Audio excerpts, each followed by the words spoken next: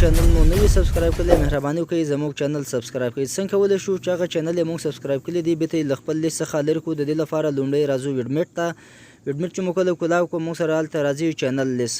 دغه کومې چینل چې موږ سبسکرایب کړی دی د هغه لیست یې موږ ته راوښودو.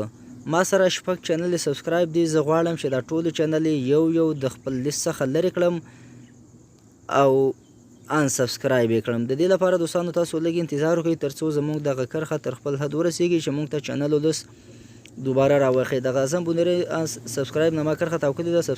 سبسکرایب باندې کلیک وکړئ. دغه څخه وروسته سبسکرایب باندې به کلیک وکړئ. کله چې مو په هغه باندې کلیک وکړو دغه چینل موږ سره د لیست څخه وځي یعنې ډیلیټېږي. هغه دې موږ سره وښودو.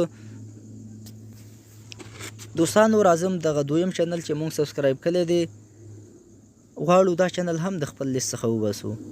دوستانو هماغه کومه طریقه چې موږ تېره وکړه لومړی به موږ سبسکرایب باندې کلیک وکړو او دغه څخه وروسته به ان سبسکرایب باندې کلیک وکړو. کله چې مو په هغه باندې کلیک وکړو د چینل له موږ سره په اتومات ډول باندې د خپل لیست څخه لرې کېږي یعنې ډیلیټېږي.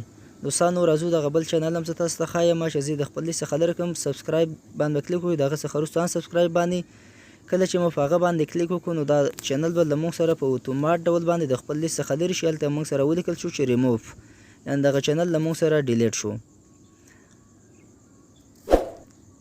دوستانو که موږ سره هر څومره چینل سبسکرایب وي او موږ غواړو دا د خپل لیست څخه لرې کړو په همدغه یو طریقه باندې کولی شو. د داسې نورو خوندورو ویډیوګانو لپاره زموږ چینل ټکنیکل عبدالاحد سبسکرایب کړئ. مننه.